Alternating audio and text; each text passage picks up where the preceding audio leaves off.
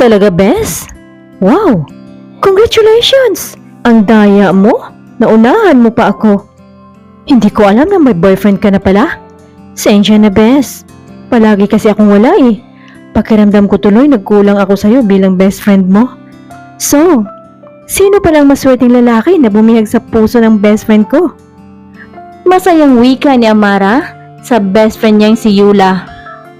Kauuwi lang ni Amara galing London para sa isang ramp modeling held by the famous company na noon ay nag-launch ng mga bago nilang likhang fashion design na mga damit.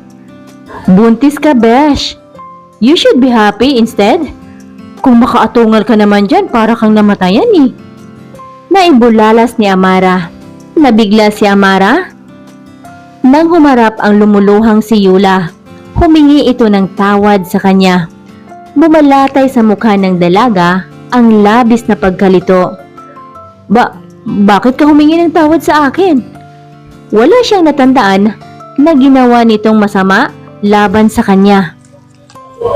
Sa isip pa niya, si Theo ang ama nito. Puno ng hiya at alanganin niyang salita. Tila ba nabingi si Amara? Nais niyang marinig muli. Si Theo ang ama ng batang ito. Nasa pagkakataong iyon, naglaho ng hiya sa mukha ni Yula. Kasalanan mo naman eh. Palagi mo nalang iniiwan si Theo. Mga tao lang kami, Amara. May mga pangangailangan din kami. At isa pa, gusto ko na si Theo noon pa. Buong lakas ng loob niyang pag-amin. Pero nagtiwala ako sa iyo, Yula. Paano mo ito nagawa sa akin? Wala ka bang konsensya? Alam mong ikakasal na kami. Mahinahon, ngunit may diin na salita ng dalaga. Alam mo naman kung gaano ko kamahal si Theo, di ba? Lumuluha pa nitong aniya. Pero hindi ka na mahal ni Theo. Ako na ang mahal ni Theo. Sa katunayan, ikakancel niya na ang wedding ninyo. Mayabang pa nitong wika. Dito na lumabas ang ugaling ahas ni Yula. Hindi lubos maisip ni Amara na may ganun palang kasamang ugali na itinago si Yula. Sobrang naiinggit pala ito sa kanya. Lahat ng ginusto mo, nakukuha mo ng walang kahirap-hirap. Lumaki kang busog sa pagmamahal ng mga magulang mo. Lahat ng luho, nakuha mo dahil may pera kayo. Nakapag-aral ka sa mamahaling university. At ngayon, mas lalo pang gumaganda ang career mo. At ang mas lalo pang ikinainis ko sa'yo, ang pagkagusto sa'yo ng lalaking matagal ko nang tinatangi. At ako, andito pa rin sa ibaba. Kung hindi dahil sa kaibigan kita, siguradong hindi ako mapapansin ng mga mayayaman mong kaibigan. Puno ng hinanakit na litanya ni Yula. Naaawa naman siya dito, but still, mali pa rin ang ginawa niyang pang-aahas. Believe me please, babe. Wala akong gusto kay Yula. Nagulat na nga lang ako pagising ko. Katabi ko na pala siya. At pareho kaming walang saplot. Wala talaga akong matatandaan. Maniwala ka sa akin, babe. Please. Lumuhod at nagmamakawa si Theo na sana'y paniwalaan siya ng kasintahan. Magkaibang pahayag ng dalawa. Kaya naman, hindi niya alam kung sino ang nagsasabi ng totoo. Babe, ako ang paniwalaan mo. Napakasinungaling ng babaeng yan. Nang galaiting wika ng lalaki. Isang desisyon ng dalaga ang dumurog sa kanyang puso. Dahil kailangang panindigan ng binata ang babaeng nabuntis niya. Kailangan niyang pananagutan ang bata sa sinapupunan ni Yula. Subalit, nagmamatigas si Theo. Kaya niyang suportahan ang bata, pero ang pakasalan si Yula, hindi maaari. Hindi niya magagawa dahil hindi niya mahal ito. Tuwang-tuwa ang traidor niyang kaibigan sa ginawang pagpaparaya ni Amara. Ngunit, isinusumpa ni Theo na pagsisisihan ni Yula ang pamimikot sa kanya. Kahit kailan, hindi niya matatanggap ang babaeng traidor. Natupad ang pangarap ni Yula.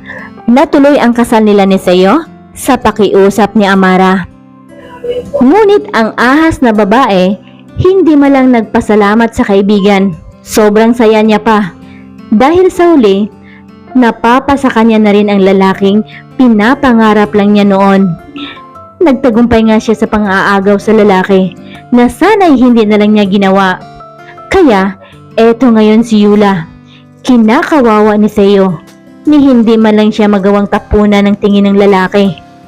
Iba't ibang mga babae ang dinadala ni Seo sa pamamahay nila. Pinapamukha talaga ng lalaki na siya ay isang walang kwentang asawa. Hindi niya ito sinasaktan physically, pero wasak na wasak siya emotionally. Diba? Ito ang gusto mo na makasama ko. So, eto na yon. Kaya mag-enjoy ka. Nakangising anas ng lalaki. Ngayon, alam mo na kung ano ang pakiramdam ng inaagawan. Dagdag pa ng lalaki, habang nasa kanlungan, ang isang babaeng bayaran na mula pa sa club. Inuwi pa niyang babae hanggang sa kanilang tahanan. Habang si Yula naman, pinapanood lang ang paglalampungan ng dalawa. At dahil wala silang katulong, kung kaya, obligado siyang pagsilbihan ng asawa, pati na ang bayarang babae. Dito na pinagsisihan ni Yula ang ginawa niyang pamimilit sa lalaki. Nanganak si Yula na walang asawa sa tabi niya. Mas masahol pa sa basura ang turing ni Seo sa kanya. Kahit ang bata, hindi man lang magawang sulyapan ng lalaki. Hanggang ngayon kasi, hindi pa rin siya makapaniwala na siya ang ama ng bata. Dahil wala naman talaga siyang naalala sa gabing iyon. Nagkasakit si Yula ilang buwan lang matapos siyang nakapanganak. Malamang nabinat. Siguro dahil sa sobrang sama ng loob sa pinagagawa ng asawa niya. Mabilis na lumala ang sakit ng babae. Singbilis din ng pagbagsak ng katawan niya. Hindi na kinaya ni Yula. Tuluyan na siyang nanghina hanggang sa pumanaw. Pero bago pa ito pumanaw, humingi muna siya ng tawad sa kasalanang nagawa niya, lalong-lalo na sa best friend niyang si Amara. Inamin niyang hindi anak ni Seo ang bata. Nakausap muna ni Yula si Amara bago ito namatay. Abot-abot ang paghingi niya ng tawad sa kanyang kaibigan na nagawa niyang pagtraidoran. Ito na ang naging karma niya sa ginawa niyang kasamaan. Tanggap niya na ang kanyang kaparusahan. Inahabilin niya sa kanyang kaibigan ang 2 buwan niyang sanggol.